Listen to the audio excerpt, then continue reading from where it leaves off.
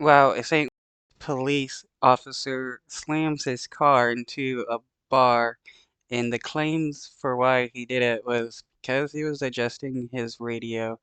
First, they were saying that they just were driving too close to a parked car and they overcorrected. Now it's a different story. Was still the only clip that we have showing what happened when a city police cruiser crashed into a South City bar. And now we continue to push for answers and a better timeline of events here. First Alert 4's Nathan Vickers is live from that bar after talking with the owner's attorney about this. Nathan. That's right, and BarPM is open again tonight. They've had a lot of support in the community.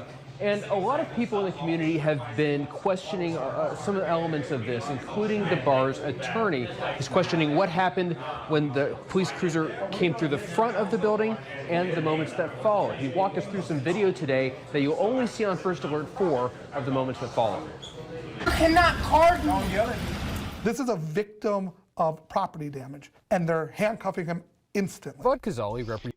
Yeah, after the police crashed into the bar, the owners come out and one of them gets arrested, like basically on the spot, after refusing to show ID. Presents the owners of BarPM, shown here just after a police car crashed through their building in the middle of the night. The question, we have to ask the question, why is he acting that way? He's been critical of St. Louis police officers in their response. Why is he in handcuffs still? He claims the owners, James Pence and Chad Morris, should never have been in handcuffs. Officers should have acted professionally.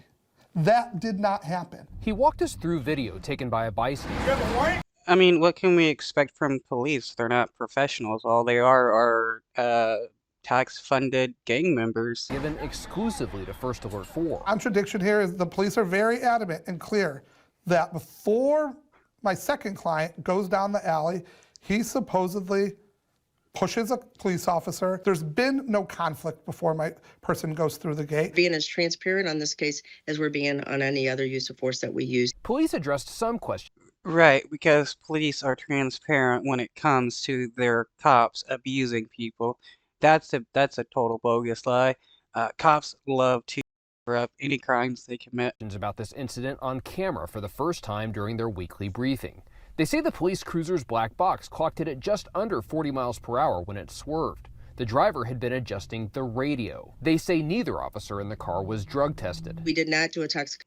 They should be drug tested. How can you crash a car by just adjusting the radio? Are you that bad at driving? You can't adjust your radio while, still safely driving? Yeah, they were they were taking some drugs. Psychology report. There's no indication that there was any reason to do it. The department says they're also reviewing the arrest, the officer's use of force, and claims that Morris shoved an officer. We have multiple officers that have body-worn. Yeah, I'd be shoving people if they just crashed into my building and then started being aggressive with me, but it's doubtful that the dude actually cop. Camera that has been reviewed.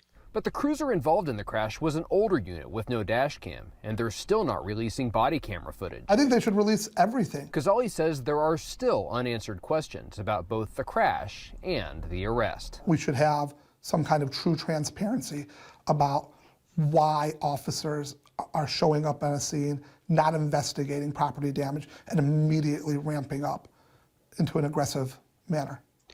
Because that's cops for you. Nothing's ever their fault, it's everybody else's fault. That's why the cops don't want to investigate the cops that actually crime, because they're trying to cover up for them and protect them, because that's what gang members do.